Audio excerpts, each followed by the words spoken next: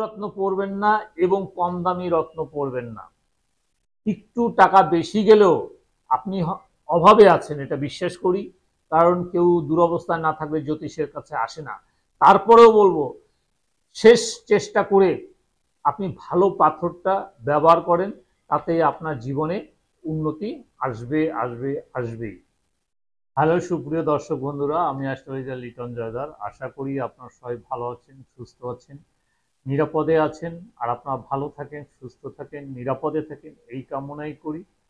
আজকে আপনাদের সাথে যে বিষয়টি নিয়ে কথা বলবো সেটি হচ্ছে কেমন রত্নপাথর ব্যবহার করবেন, অর্থাৎ রত্নপাথরের কোয়ালিটি সম্পর্কে। কেন আজকে আমি এই ভিডিওটি বেছে নিলাম, তার মূল কারণ হচ্ছে আপনারা যাতে বুঝতে পারেন যে আসলে কোয়ালিটি ভেদে পাথরে উপকার করে থাকে। আপনাকে যদি বলা হয় একটি রুবি পাথর নিতে, আপনি সেই রুবি পাথর নিলেন। এখন রুবি পাথরের রং হলেই শুধু রুবি পাথর হয় না, রুবি পাথরের বিভিন্ন কোয়ালিটি রয়েছে। রুবি পাথর কাঁচ থেকে শুরু করে, আপনার কাঁচের আছে এবং আপনার আর্টিফিশিয়াল রত্ন আছে, যেটাকে এডি পাথর বলা হয়, এডি পাথর আছে। এরপর কালার ট্রিটমেন্ট করা পাথর আছে, যেটিকে হিট দিয়ে আপনার কালার করা হয়, সেটি রয়েছে। আবার পাথরের ট্রান্সপারেন্ট রয়েছে, হার্ডনেস রয়েছে, একটি কাটিং রয়েছে। একটি পাথরের বিভিন্ন দিক বিচার বিশ্লেষণ করে এর দামের পার্থক্য হয়ে থাকে। এখন একটা কাচের পাথর আর একটি আসল পাথর এবং খনিজ থেকে উত্তোলন করা পাথর কখনোই এক হবে না। কাচের পাথর দেখতে জল জল করবে, স্বচ্ছ থাকবে বেশি, এবং দেখলে মনে হবে যে অনেক দামি পাথর, কিন্তু আসলে ওটি কাচের তৈরি। আবার যেগুলো ন্যাচারাল পাথর, সেগুলোর ভিতরে ট্রান্সপারেন্ট হয়, কিন্তু তার ভিতরে লাইট মারলে মাইক্রোসফট ক্যামেরা দিয়ে এটি দেখতে পাবেন যে এর ভিতরে প্রচুর আঁশ রয়েছে। এই আঁশগুলো স্পষ্টভাবে দেখা যায় এবং সেটির কালার একই রকমের দেখতে পাওয়া যাবে। কিন্তু যেটি হিট করা পাথর, সেটিও দেখলে বোঝা যাবে সেটিও আসল পাথর, ন্যাচারাল পাথর। কিন্তু ন্যাচারাল হলে হবে কি, তার ভিতরে কালার ট্রিটমেন্ট করা, অর্থাৎ একটা হোয়াইট পাথরকে বিভিন্ন কালার করা হয়। একটা ফোকলাস পাথর বানানো হয়, একটি নীলা পাথর বানানো হয়, একটি রুবি পাথর বানানো হয়, একটি আপনার যাকে বলে পান্না পাথর বানানো হয়। এমনি বিভিন্ন ধরনের পাথর তৈরি করা হয় হিট ট্রিটমেন্ট দিয়ে। হিট ট্রিটমেন্ট পাথরও দেখলে বোঝা যায়, কারণ সেটির রঙও ভিতরে ফ্যাকাশে ফ্যাকাশে এবং সব জায়গায় কালারটা একই রকম দেখা যায় না। এটি লাইটের আলোতে দেখা যায় যে আসলে পাথরটির ভিতরে কেমন ফ্যাকাশে ফ্যাকাশে এবং কালারটা ঠিক মতো সব জায়গায় একই রকম দেখা যায় না। এটি হচ্ছে কালার ট্রিটমেন্ট করা। আর সেটি অনেক সময় স্বচ্ছ হয়, কিন্তু স্বচ্ছ হলেও সেটি অরিজিনাল না। এই পাথর দেখে চেনা বড় কষ্ট। কাজেই এই পাথর চিনতে গেলে অভিজ্ঞ জ্যোতিষী হওয়া লাগবে, অভিজ্ঞ জহুরি হওয়া লাগবে।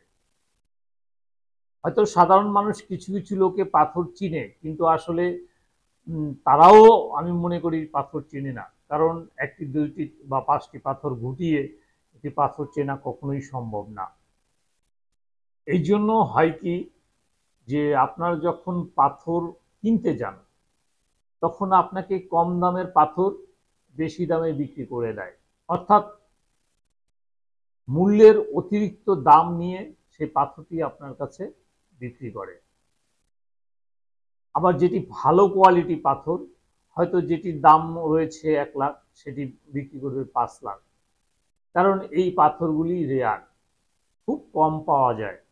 তখন আপনাকে সেই পাথর থেকে ঠকিয়ে দেবে। এরকম বিভিন্ন পাথর, মানে সব পাথরের ভিতরে আসল নকল রয়েছে। আমার কাছে কিছু প্রবাল পাথরও রয়েছে যেগুলি নকল পাথর, কিন্তু আপনার ধরার ক্ষমতা নেই সেটি আসল না নকল। আর সেগুলি আমি রেখেছি শুধু মানুষকে বুঝাবার জন্য, অর্থাৎ চেম্বারের সৌন্দর্যের জন্য, ডেকোরেশনের জন্য আমি রেখেছি। কিছু নীলা পাথর রয়েছে যেগুলি ফেক, কিন্তু দেখতে একদম শিলংই। আপনাকে যদি আমি দিয়ে দিই, আপনি ধরার ক্ষমতা আপনার নেই। ফোকরাস পাথর রয়েছে, এগুলি সব আমি ডেকোরেশন করার জন্য রেখেছি। এই জন্য বলবো, পাথর চেনা অনেক কষ্ট। আপনাকে পাথর চিনতে হলে অনেক দিন পর্যন্ত এটি নিয়ে রিসার্চ করতে হবে, ঘুটাঘুটি করতে হবে, তারপরে আপনি পাথর চিনবেন। আসলে রত্ন পাথর মানুষের উপকার করে। অনেকে বলে রত্ন পাথর উপকার করে না, আমি বলবো রত্ন পাথর উপকার করে, 100% করে। যদি আপনাকে সঠিক বিচার বিশ্লেষণ করে, পুঙ্খানুপুঙ্খানুভাবে বিশ্লেষণ করে যদি আপনাকে একটি রত্ন দেওয়া যায়, আমি মনে করি একটি রত্ন দেওয়া যায়, তাতেই তার উপকার করে। তো একটি, দুটি, সর্বোচ্চ 3টি পাথর আপনি ব্যবহার করতে পারেন। এর অতিরিক্ত পাথর যদি আপনি ব্যবহার করতে যান, সেক্ষেত্রে আপনার ভুল হবে। কারণ হচ্ছে, পাথরের কিন্তু 2টি গ্রুপ রয়েছে, একটি হচ্ছে রবির গ্রুপ, একটি শনির গ্রুপ। আর যখনই 3-4টি পাথর নিতে যাবেন, তখন কিন্তু গ্রুপ চেঞ্জ হয়ে যাবে। এর জন্য ক্ষতি হওয়ার সম্ভাবনাই বেশি থাকে। আমি কিছু সত্য প্রমাণ আপনাদেরকে তুলে ধরতে চাই। যেমন এক লোক, সে নীলাও পড়েছে, ফোকরাসও পড়েছে। এখন নীলা ফোকরাস কিন্তু একসাথে পড়া যায় না। নীলা ফোকরাস একসাথে পড়লে কিন্তু ক্ষতি করে। সে কিন্তু ওখানে পীতম্বরী নীলা সে পড়তে পারত, বা পিট ফোকরাস করতে পারত। তা না করে সে নীলা এবং ফোকরাস পাথর ব্যবহার করছে। আমি দেখে বলছি, দেখেন ভাই, এটি পড়ছেন, এটি আপনার দুর্ঘটনা অচিরেই ঘটবে। বলতে না বলতে তার 2-3 দিনের ভিতর তার জীবনে দুর্ঘটনা ঘটে গেছে, এবং সে অনেক বড় বিপদে পড়ে গেছে। অর্থাৎ তার যে মেশিন ছিল, উনি কি একটা মেশিন আছে যেটা দিয়ে খাবার তৈরি করে, সেই মেশিনের ভিতরে হাড় ঢুকে গেছে, হাড় ঢুকে তার হাত পুরো থেতলে গেছে। তো বুঝতে হবে যে পাথরে কিন্তু ক্ষতি করে। আমার পরিচিত একজন এমপি রয়েছে, আমি নাম বলবো না, আমার খুবই নিকটতম, এবং আমাকে অনেক রেসপেক্ট করে, আমার কথাগুলি মনোযোগ সহ শোনে, এবং আমিও তাকে যথেষ্ট শ্রদ্ধা করি। কারণ যেহেতু সম্মানিত ব্যক্তি, তাকে সেভাবে শ্রদ্ধাটা আমিও করি।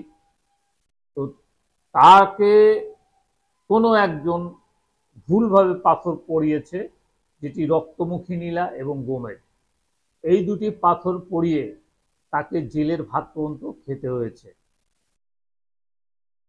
তাকে যথেষ্ট অর্থদণ্ডী হতে হয়েছে।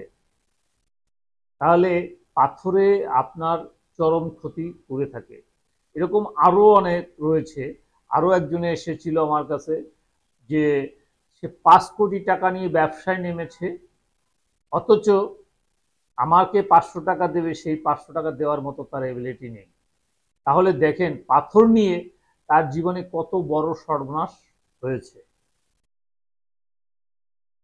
এমনও আছে যে নীলা পাথর নিয়ে রাস্তায় বেরিয়েছে, গাড়ি দুর্ঘটনায় সে হসপিটালে ভর্তি হয়েছে।